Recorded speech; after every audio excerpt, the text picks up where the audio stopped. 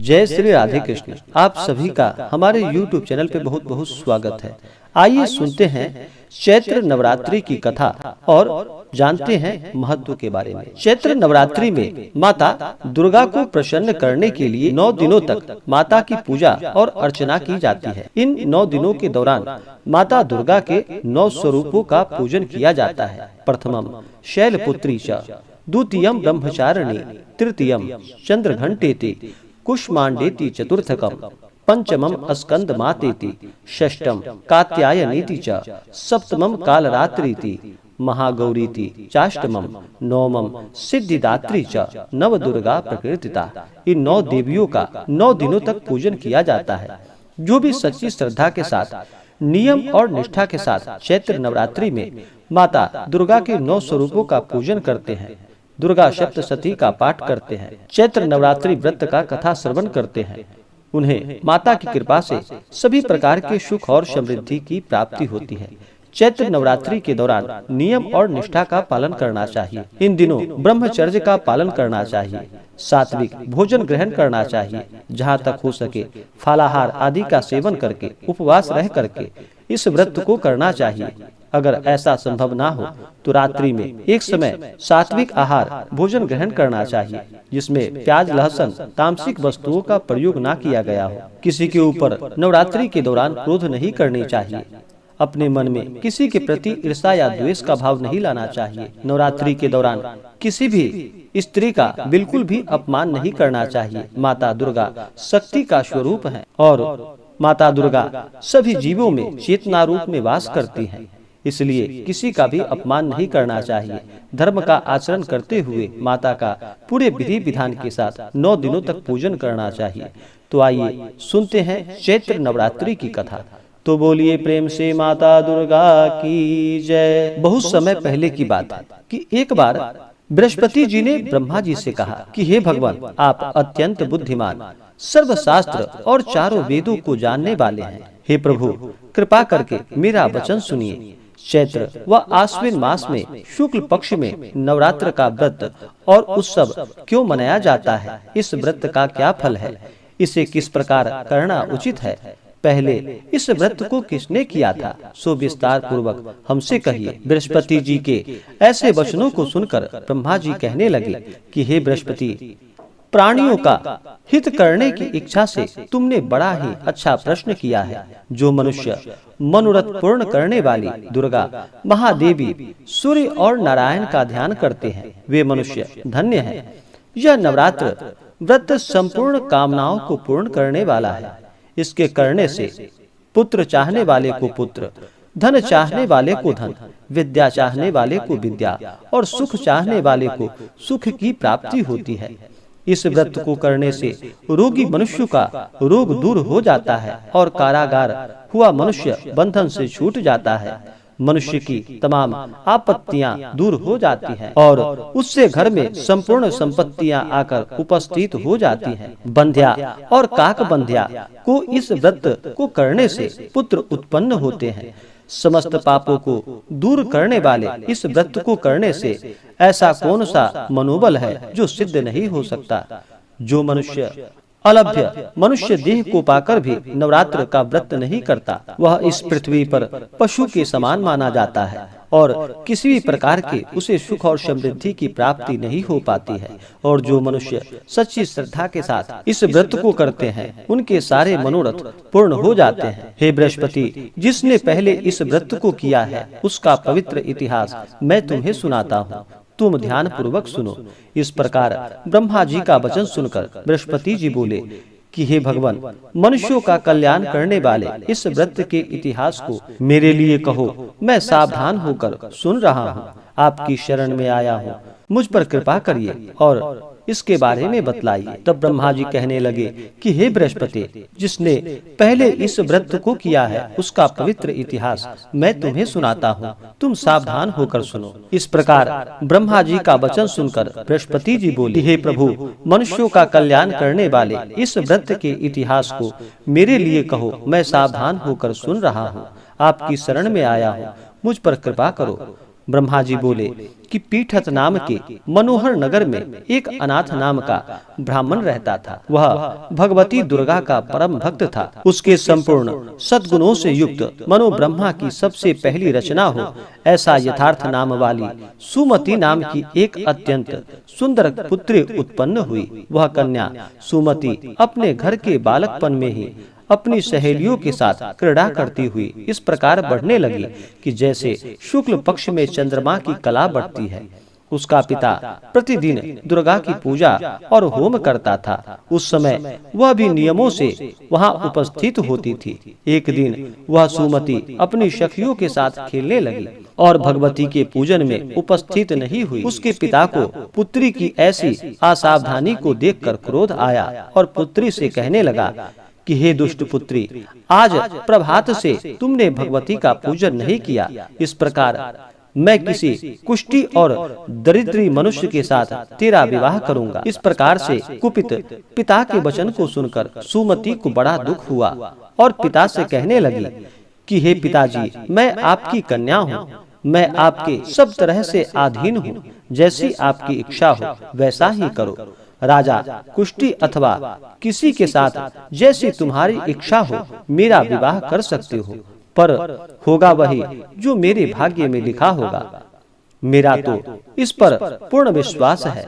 मनुष्य जाने कितने मनोरथों को चिंतन करता है, पर होता वही है जो भाग्य में विधाता लिख देते हैं। जो जैसा करता है उसको वैसा ही फल कर्म के अनुसार मिलता है, क्योंकि कर्म करना मनुष्य के अधीन है पर फल देवता के अधीन है।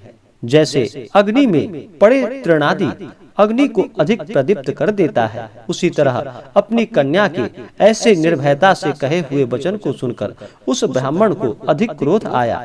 तब उसने अपनी कन्या का एक कुष्ठी के साथ विवाह करा दिया और अत्यंत क्रुद्ध होकर पुत्री से कहने लगा कि जाओ, जल्दी जाओ, अपने कर्म का फल भोगो। देखते हैं केवल भाग्य भरोसे पर रहकर तुम क्या करती हो। इस प्रकार से कहे हुए पिता के कटु वचनों को सुनकर सुमति मन में विचार करने लगी कि अहो, मेरा दुर्भाग्य है जिससे मुझे ऐसा पति मिला है।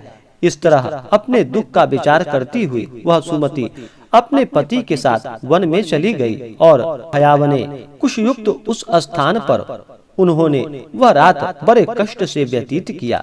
उस गरीब बालिका की ऐसी दशा को देखकर भगवती पूर्व पुण्य के प्रभाव से प्रकट होकर सुमति से कहने लगी कि हे दीन ब्राह्मणी, मैं तुम पर प्रसन्न हूँ। तुम जो चाहो वरदान मांग सकती हो। मैं प्रसन्न होने पर मनोवांछित फल देने वाली हूँ। इस प्रकार भगवती दुर्गा के वचन को सुनकर ब्राह्मणी कहने लगी कि आप कौन हैं जो मुझ पर प्रसन्न हुई है। वह सब मेरे लिए कहो और अपनी कृपा दृष्टि से मुझ दीन दासी को कृतार्थ करो। ऐसी ब्राह्मणी का वचन सुनकर देवी कहने लगी कि मैं आदि शक्ति हूँ और मैं ही ब्रह्म विद्या और सरस्वती हूँ। मैं प्रसन्न होने पर प्राणियों का दुख दूर कर उनको सुख प्रदान करती हूँ। हे ब्राह्मणी, मैं तुझ पर तेरे पूर्व जन्म के पुण्य के प्रभाव से प्रसन्न हुआ हूँ। तुम्हारे पूर्व जन्म का वृतांत सुनाती हूँ, तुम सुनो। तुम पूर्व जन्म में निषाद की स्त्री थी और अति पतिव्रता थी। एक दिन तेरे पति निषाद ने चोरी की। चोरी करने के कारण तुम दोनों को सिपाहियों ने पकड़ लिया और ले जाकर जेल खाने में कैद कर दिया। उन लोगों ने तेरे को और तेरे पति को भोजन भी नहीं दिया। इस प्रकार नवरात्र के दिनों में तुमने ना कुछ खाया और ना ही जल ग्रहण किया, इसलिए 9 दिनों तक नवरात्र का व्रत हो गया। हे ब्राह्मणी, उन 9 दिनों में जो व्रत हुआ उस व्रत के प्रभाव से प्रसन्न होकर तुम्हें मनोवांछित वस्तु दे रही हूँ। इसलिए जो इच्छा हो तुम्हारी वह वरदान मांग लो। इस प्रकार माता दुर्गा के कहे हुए वचन को सुनकर ब्राह्मणी बोली कि अगर आप मुझ पर प्रसन्न हैं तो हे दुर्गे, आपको प्रणाम करती हूँ। कृपा करके मेरे पति के कुष्ठ को दूर कर दो। देवी कहने लगी कि उन दिनों में जो तुमने व्रत किया है उस व्रत के एक दिन का पुण्य अपने पति का कुष्ठ दूर करने के लिए अर्पण करो। मेरे प्रभाव से तेरा पति कुष्ठ से रहित और सोने के समान शरीर वाला हो जाएगा। ब्रह्मा जी कहने लगे कि इस प्रकार देवी का वचन सुनकर वह ब्राह्मणी बहुत प्रसन्न हुई और पति को निरोग करने की इच्छा से ठीक है ऐसी बोलकर तब उसने पति का शरीर भगवती दुर्गा की कृपा से कुष्ठहीन होकर अति कांति युक्त हो गया, जिसकी कांति के समान चंद्रमा की कांति भी क्षीण हो जाती थी। वह ब्राह्मणी पति की मनोहर देह को देखकर देवी को अति पराक्रम वाली समझकर स्तुति करने लगी कि हे दुर्गे, आप दुर्गत को दूर करने वाली हो, तीनों जगत की संताप को हरने वाली हो, समस्त दुखों को दूर करने वाली हो, रोगी मनुष्य को निरोग करने वाली हो, प्रसन्न होने पर मनोवांछित वस्तु को देने वाली हो और दुष्ट मनुष्य का नाश करने वाली हो। तुम ही सारे जगत की माता और पिता हो कि हे अम्बे, मुझे अपराध रहित अबला की मेरे पिता ने कुष्ठी के साथ विवाह कर मुझे घर से निकाल दिया। उनकी निकाली हुई पृथ्वी पर घूमने लगी। आपने ही मेरा इस आपत्ति रूपी समुद्र से उद्धार किया है। हे देवी, आपको प्रणाम करती हूँ, मुझ दीन की रक्षा कीजिए।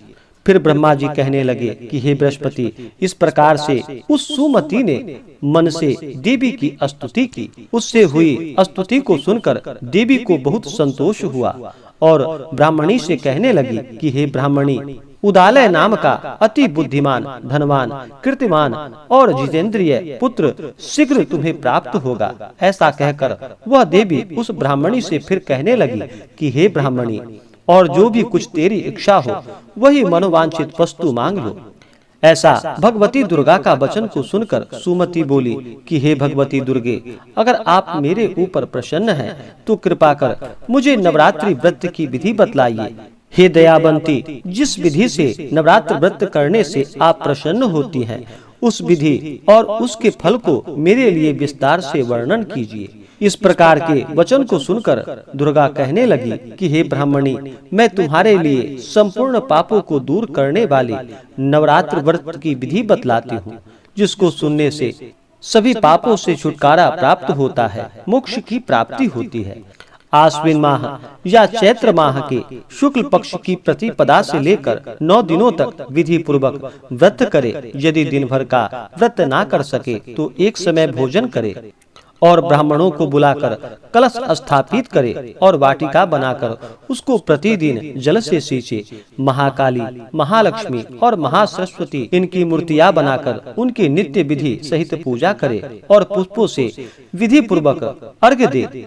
बिजौरा के फूल से अर्घ्य देने से रूप की प्राप्ति होती है। जायफल से कृति, दाख से कार्य की सिद्धि होती है। आंवले से सुख और केले से भूषण की प्राप्ति होती है। इस प्रकार फलों से अर्घ्य देकर यथाविधि हवन करे। खांड, घी, गेहूं, शहद, जौ, तिल, खीर व चंपा के पुष्पों से धन और पत्तों से तेज और सुख की प्राप्ति होती है। आंवले से कृति और केले से पुत्र होता है।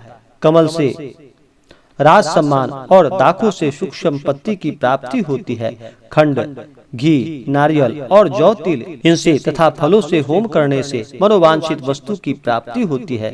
व्रत करने वाला मनुष्य इस विधान से होम कर आचार्य को अत्यंत नम्रता से प्रणाम करे और व्रत की सिद्धि के लिए उन्हें दान और दक्षिणा दे।